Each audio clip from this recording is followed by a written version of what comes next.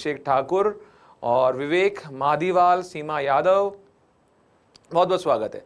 तो एक बार फटाफट से जो है आगे अपन क्वेश्चंस करना स्टार्ट करें प्रॉफिट लॉस के। उससे पहले मैं आपको फटाफट से क्विक रिवीजन करवाता हूं प्रॉफिट लॉस का, कि प्रॉफिट लॉस में क्या क्या चीजें जो है वो ध्यान रखनी है अपन को, और फिर उन पे क्वेश्चन करना स्टार्ट करेंगे। सबसे पहले ध्यान दीजिएगा, प्रॉफिट और लॉस में दो तीन चीजें हैं जो नाम और याद रखने हैं अपन को। सबसे पहले कि हमारा सीपी क्या होता है, जिसको कि हम क्रय मूल्य बोलते हैं। जिस भी वस्तु को खरीदा जाता है जितने रुपये में, वो उसका क्रय मूल्य होता है। फॉर एग्जाम्पल, अगर मैं कोई चीज़ 100 रुपये में खरीद के लाता हूं तो मेरे लिए 100 रुपये क्या होगा, क्रय मूल्य होगा। ठीक है, तो क्रय मूल्य का मतलब होता है खरीदना, जितने में खरीदते हैं वो क्रय मूल्य होता है। उसके बाद में जितने रुपये में हम बेचते हैं वो उसका विक्रय मूल्य होता है। जितने रुपए में हम बेचते हैं वो उसका क्या होता है, विक्रय मूल्य। और जो वस्तु पर लिख दिया जाता है, जो वस्तु पर लिख दिया जाता है, जो अंकित कर दिया जाता है, उसको बोलते हैं बच्चे अंकित मूल्य, यानी कि एमआरपी हो गया आपके पास में। जो लिखा जाता है, जैसे अगर आप कभी मॉल वॉल पे गए हो, गलती से घर वाले कभी आपका हाथ पकड़ के ले गए हों और घर वालों ने कहा हो कि बेटा ये मॉल होता है, मॉल में आप कई चीज़ें देखते हो आप, तो उन पे प्राइस टैग लगा हुआ होता है। तो जो प्राइस टैग पे लिखा हुआ होता है बच्चे, वो एमआरपी होता है हमारा, है ना। तो एमआरपी से समझ में आ गया हमको क्या होता है। जो लिखा हुआ होता है वो एमआरपी, जो बेचते हैं जितने में बेचते हैं वो सेलिंग प्राइस, और जो खरीद के लाता है जितने रुपये में खरीद के लाएगा उसको क्या बोलते हैं, क्रय मूल्य। फॉर एग्जाम्पल, अगर मैं कोई वस्तु 1000 रुपये में खरीद के लाया हूँ और उस पर मैंने 1500 रुपये लिख दिया है। अब मान लीजिए कोई महिला, खासतौर से महिलाएं इसलिए बोलता हूँ मैं क्योंकि सबसे अच्छी बार्गेनिंग पावर भगवान ने महिलाओं को दी है। और जब महिलाएं बार्गेनिंग करने पर उतर जाती हैं, तो अगर दुकानदार ने कहा कि 1500 रुपये की चीज़ है, तो महिलाएं बोलेगी कि मैं इसके 150 रुपये मात्र दूंगी। 1500 की चीज़ दुकानदार बोलेगा मात्र मैडम 150 रुपये में, तो बोले हाँ भैया मैं तो इतने ही दूंगी। फिर दुकानदार बार्गेन करेगा तो दुकानदार बोलेगा ठीक है मैम 1500 ना आपकी ना मेरी, एक काम करो मैम 1300 रुपये दे देना। फिर महिला बोलेगी, महिला थोड़ी होशियार होगी, बोलेगी नहीं भैया मैं 150 रुपये नहीं दूंगी, लेकिन आप इतनी जिद कर रहे हो तो कोई बात नहीं, आप 160 रुपये ले लेना। तो इस तरह का कुछ संवाद चल रहा होगा वहाँ पे, और बड़ा ही मतलब देखने वाला वो सीन होता है वहाँ पे, अगर आप गए हो कभी। ठीक है, तो ये वाली जो चीज़ है बड़ी कॉमन सी देखने को मिलती है, सबको देखने को मिलेगी।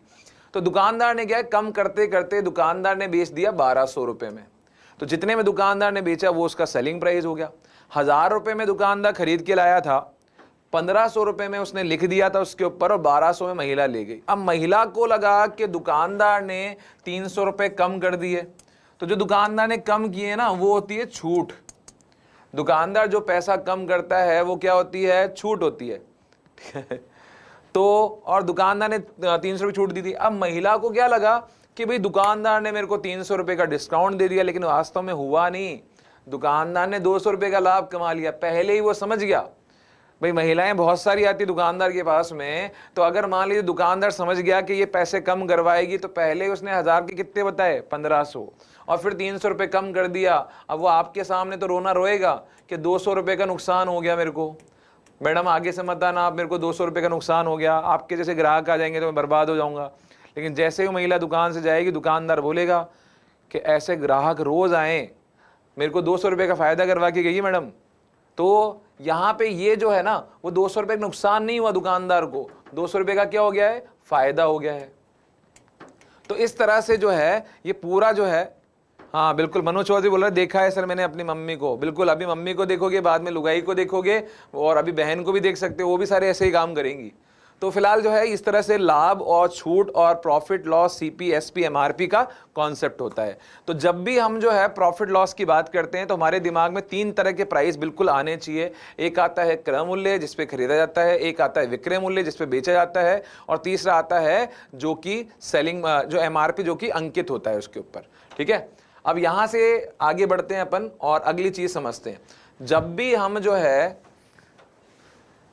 किसी वस्तु को खरीदते हैं और ज़्यादा में बेच देते हैं तो हमें प्रॉफिट होता है, और ज़्यादा में खरीद के कम में बेच देते हैं तो हमारे पास में क्या हो जाता है, लॉस हो जाता है।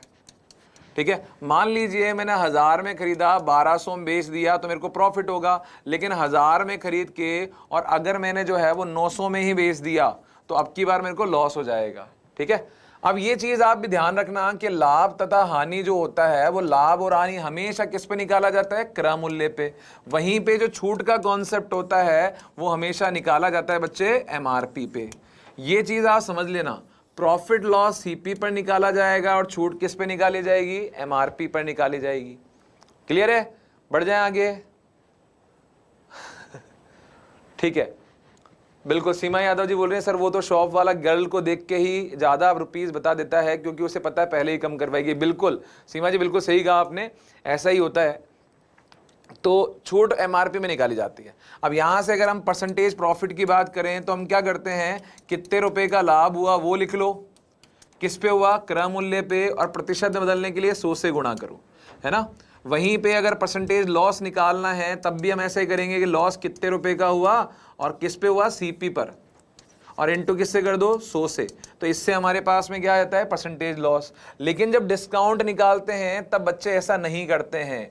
डिस्काउंट निकालते टाइम परसेंटेज डिस्काउंट निकालेंगे तो हम कहेंगे डिस्काउंट कितने रुपए का हुआ बटे में एमआरपी आएगी और इनटू कितना करेंगे, 100 कर देंगे, है ना। भाई क्लास में मजा नहीं आ रहा है, ऐसे कोई नहीं, ठीक है। क्लास को शेयर करो, फटाफट से शेयर करो, जान लगा दो एक बार। जितने भी दोस्त हैं जो किसी भी एग्जाम की तैयारी कर रहे हैं, जिनके सिलेबस में प्रॉफिट लॉस आता है, उनको शेयर करो, फटाफट से जोड़ लो एक बार। बहुत ही बेहतरीन, बहुत ही शानदार क्लास होने वाली है और नाच नचा देंगे प्रॉफिट लॉस को, ये मेरी गारंटी है। मजा आएगा पढ़ के। तो चलो स्टार्ट कर लेते हैं। ये प्रॉफिट लॉस के बारे में पूरा डेटा मैंने आपके सामने लिख दिया है। अब इससे अगली चीज समझते हैं। हम हमेशा ये मान के चलते हैं कि क्रय मूल्य कितने प्रतिशत होता है भाई, 100%। और अगर मान लीजिए 10% का लॉस हो रहा है तो इसका मतलब विक्रय मूल्य 90% है। और अगर मान लो 15% का प्रॉफिट हो रहा है तो इसका मतलब विक्रय मूल्य कितना हुआ, 115%। ये तीन चीजें समझ लो कि अगर मैं ये मान के चलूं कि मेरा क्रय मूल्य 100% है और अगर 10% का लॉस हो रहा है तो विक्रय मूल्य होगा 90%, और अगर 15% का प्रॉफिट बोला गया है तो विक्रय मूल्य होगा 115%। क्लियर है चीज, कोई दिक्कत? मुझे लगता है कि आराम से सबको क्लियर होगा, बड़े आराम से समझ में आ गया होगा। तो चलिए, अच्छा हमारी टीम ने आपको एक टेलीग्राम का लिंक भी दिया है कमेंट बॉक्स में। तो अगर आप ये जो भी मैं पढ़ा रहा हूँ, या रीजनिंग वाले रवि सर जो भी पढ़ाते हैं, या इंग्लिश वाले जितेंद्र सर जो भी पढ़ाते हैं, अगर आपको उनकी पीडीएफ भी देखनी है क्लास के बाद में तो वो टेलीग्राम चैनल ज़रूर ज्वाइन कर लें। टेलीग्राम चैनल पे हमने पिछली 2 क्लासेस की पीडीएफ डाल दी है, वहाँ से आप क्वेश्चन जो है वो उतार सकते हैं, नोट डाउन करके अपने नोट्स बना सकते हैं, वो बहुत ही यूज़फुल होने वाला है। ठीक है, चलिए बढ़ते हैं आगे, अगले क्वेश्चन की ओर बढ़ते हैं। अगला क्वेश्चन क्या बोल रहा है वो से उससे, जैसे ये वाला क्वेश्चन है, क्वेश्चन पे आते हैं भैया ना। एक वस्तु को 240 रुपए पर बेचने पर किसी व्यक्ति को 10% की हानि होती है। देखो 240 रुपए में बेचा है, इसका मतलब ये सेलिंग प्राइस है, और 10% का लॉस हो रहा है। 10% का क्या हो रहा है भाई, लॉस हो रहा है, इसका मतलब 90% की वैल्यू पता है आपको। ठीक है भाई सेलिंग प्राइस 240 रुपए और 10% का क्या हो रहा है, लॉस हो रहा है, तो इसका मतलब 90% की वैल्यू पता है। तो पूछा गया है वह उसे किस मूल्य पर बेचे ताकि 20% का लाभ हो। 20% का लाभ कमाना है, इसका मतलब सेलिंग प्राइस होना चाहिए 120%, इसकी वैल्यू पूछी गई है। अब समझने वाली चीज ये है कि 90% का मान पता है मेरे को और 120% का निकालना है। तो मैं क्या करूंगा, मैं ऐसे करूंगा कि 240 रुपये बराबर 90% के है और गुणा किससे कर दूंगा, 120 से। तो मेरे पास में सेलिंग प्राइस आ जाएगा जो पूछा गया है। 30 से काटा 3 बार, 30 से काटा 8 बार, 3 से काटा 40 बार, 40 को 8 से गुणा किया 320 रुपया। तो 320 रुपया मेरा विक्रय मूल्य होगा, जो कि डी ऑप्शन होगा। इस तरह से ये करना है, ठीक है। तो बिल्कुल सही है डी ऑप्शन। हाँ, अविनाश गोगर बोल रहे हैं सर पेपर में जो क्वेश्चन आए हैं वो ही करवा रहे हो। बिल्कुल प्रीवियस ईयर क्वेश्चन ही करवा रहा हूँ, लेकिन छांट के प्रीवियस ईयर क्वेश्चन में से वो सारे क्वेश्चन करवा रहा हूँ जिनकी आने की प्रोबेबिलिटी सबसे ज्यादा होती है। मोस्ट फ्रिक्वेंटली आस्क्ड क्वेश्चन जो है वो है। चलिए आगे बढ़ जाते हैं, अगला क्वेश्चन देख लेते हैं। अगले क्वेश्चन में क्या करना है आपको, अगला क्वेश्चन है आपका ये रहा। ये सेम क्वेश्चन आ गया, यहाँ पे दोनों क्वेश्चन रिपीट हो रहे हैं। चलो ठीक है, यहाँ से स्टार्ट करते हैं। किसी अलमारी को 2576 रुपये में बेचने पर एक व्यक्ति को 12% का लाभ होता है। देखो 2576 में बेचा, 12% का लाभ हो गया। यदि वैसे 100 रुपये कम में खरीदता तो कितने प्रतिशत का लाभ होता। 100 रुपये कम में खरीदता तो कितने प्रतिशत का लाभ होता। तो एक काम करते हैं ना, पहले क्रय मूल्य निकाल लेते हैं। तो क्रय मूल्य हमारा ये आ गया, यहां सॉल्व करना स्टार्ट किया, 4 से काटा 28 बार, और 4 से काट दिया 25 बार, और 7 से काट दिया 4 बार, 7 दिया 21, बचे 4, 7 छिंग 42, बचे 7 8 56, 4 नाम 36 और 4 दूनी 8, और 92 को 25 से गुणा करोगे 2500 माइनस 200 यानी कि 2300 रुपये। तो हमारा क्रय मूल्य है 2300 रुपये। हमारा क्रय मूल्य कितना है? 2300 रुपये। अब वो बोल रहा है 100 रुपये कम में खरीदते, तो इसका मतलब कितने में खरीदते बताओ? 2200 में खरीदते। नया सीपी आ गया, नया सीपी आ गया। अब बताओ 2200 में खरीदते और बेचते कितने में? 2576 में। बेचते तो 2576 में ही ना, तो फायदा कितने का होता? 376 का फायदा होता। 2200 पे इंटू कितना? 100। इसको सॉल्व कर लीजिए, आपका आंसर आ जाएगा।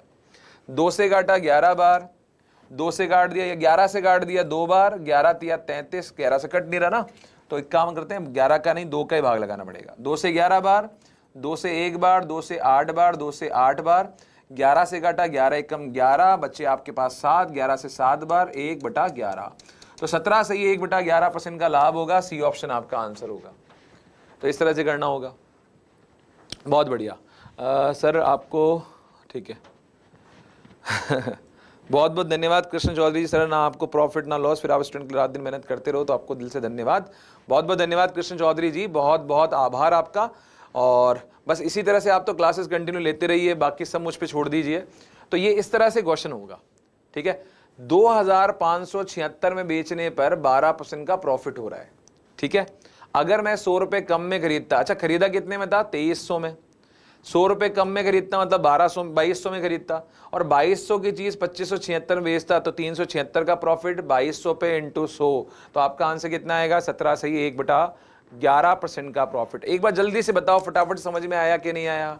फटाफट से जल्दी से शेयर करेंगे, फटाफट, है ना। जितने भी लोग हैं कमेंट बॉक्स में रिप्लाई करते रहो, बी एक्टिव, ठीक है। उम्मीद करता हूं ये सबको समझ में आ गया होगा। अगला कॉन्सेप्ट देख लेते हैं। तो इस तरह का क्वेश्चन तो आप कर लोगे, ठीक है। अब अगला क्वेश्चन, एक और सवाल देखते हैं इस पे। मान लीजिए खरीदी और इसकी मरम्मत पे और अनुरक्षण पे 3000 रुपये खर्च कर दिया, ठीक है, और फिर उसने 12% लाभ पर बेच दिया। यदि वह इसे 500 रुपये कम लाभ पर बेचता, तो बताइए उसका प्रतिशत लाभ क्या होता। देखो भाई, मंजीत क्या कर रहा है कि 22,000 रुपये में कोई मोटरसाइकिल खरीद के लाया, 3,000 उसकी रिपेयरिंग पे खर्च कर दिए, तो मोटरसाइकिल हो गई 25,000 रुपये की। हमारे लिए क्रय मूल्य जो है 25,000 होगा। फिर मंजीत ने क्या किया, इसको 12% लाभ पर बेच दिया, 12% प्रॉफिट पे। फिर वो बोल रहा है कि यदि मैं इसको 500 रुपये कम में बेचूंगा, तो सीधी सी बात है लाभ का प्रतिशत भी कम हो जाएगा, तो नया लाभ का प्रतिशत क्या होगा। तो अगर मैं इसको बेसिक से करने लूंगा बहुत टाइम खर्च हो जाएगा, तो क्यों ना एक काम करते हैं, शॉर्टकट लगा लेते हैं। बताइए 500 रुपये कम में बेचोगे तो आपको 500 रुपये का लाभ कम होगा, तो इसका मतलब 25,500 से कंपेयर करो तो आपको एक चीज़ समझ में आएगी। एक चीज़ समझ में क्या आएगी कि आपको 2% कम लाभ होगा, और 2% कम लाभ होगा तो सीधी सी बात है, पहले जो लाभ 12% का था उसमें से 2 कम कर लो, आंसर कितना आएगा? 10% का लाभ। तो बी ऑप्शन आपका आंसर। बताओ भाई फटाफट से। तो इस तरह से करना है आपको भाई। देखो इस तरह से करना है कि 22,000 की गाड़ी खरीदी, 3,000 आपने उसकी रिपेयरिंग पे खर्च कर दिया, कुल मिलाकर 40,000 हो गया, 22 या 25,000 हो गया। अब कई लोग बोलते हैं सर ये 3,000 जोड़ क्यों दिया? तो एक सिंपल सा एग्जांपल, एक कहानी सुनाता हूँ। एक बार क्या हुआ कि मैं जो है स्टूडेंट लाइफ में एक कूलर खरीद के लाया। कूलर आया था उस टाइम पे लगभग 5,000 का, ठीक है। अब मैंने क्या किया, 5,000 का बड़ा सुंदर सा कूलर खरीद के लाया, लेकिन जब उसको घर पे ला रहा था तो मैं उठा के कैसे लाऊंगा, तो मैंने क्या किया, एक ऑटो हायर कर लिया। ऑटो में इसको रखवाया, तो ऑटो वाले भैया ने बोला 500 रुपये लूंगा मैं। मैंने कहा ठीक है ले लेना। अब 5,000 का मैंने खरीदा, 500 रुपये में भाड़े पे खर्च कर दिए। जैसे ही रूम पे लेके गया, मकान मालिक को कूलर बड़ा पसंद आ गया। अब मकान मालिक को कूलर पसंद आ गया तो मकान मालिक बोलता है भाई साहब ये मेरे को दे दो। तो मैंने कहा ले लो मैडम। अब देखो मैडम बोलेगी तो मना भी नहीं कर सकते, ठीक है, मकान मालकिन मान लो। तो अब मैडम ने मांगा तो मैं मना कर नहीं पाया। अब यहाँ पे समस्या क्या थी कि उन्होंने पूछा कूलर कितने का, और मेरे मुंह से निकला 5,000 का। तो उन्होंने कहा लो भैया 5100 रुपये रख लो और ये कूलर मेरे को दे दो, 100 रुपये आपकी मेहनत के। अब मैं दिमाग खुजा रहा, मैं कि यार 5,000 तो मेरे वहाँ लग गए। उस टाइम मैथ्स इतनी आया नहीं करती थी, तो मैं कहा 5,000 तो वहाँ लग गए, 500 रुपये उसको किराए को दे दिए, इतने 5500 लगे, ये तो 5100 दे रही है। अपन ने मना कर दिया, अपन ने बिल्कुल मना कर दिया, मालकिन हो चाहे मालिक हो, मना कर दिया भाई। अब वो बोलती है भैया क्यों, आप तो लाए 5,000 का था। फिर मेरे को समझ में आई, अच्छा भाड़ा भी तो मेरी जेब से लगा, तो 5,000 प्लस 500 रुपये, कूलर तो मेरा 5500 का आया था। तो यही चीज़ यहाँ भी है कि भाई मोटरसाइकिल आई 22,000 की, लेकिन 3,000 रिपेयरिंग पे खर्च कर दिया ना, तो कुल मिलाकर 25,000। ठीक है, 25,000 जो है वो आपको कोस्ट प्राइस है, और 25,000 पे 12% का प्रॉफिट हो रहा है, और चूंकि 500 रुपये कम में बेचोगे तो 2% कम लाभ होगा, और 2% कब लाभ होगा, तो लाभ कितने परसेंट का होगा, 10% का। चलो अगला बात करते हैं। नेक्स्ट क्वेश्चन है, अगला सवाल क्या बोल रहा है उस पर ध्यान देते हैं। ठीक है, इस तरह के सवाल भी पूछे जाते हैं कई बार। एक दुकानदार अपनी वस्तु को 20% की हानि पर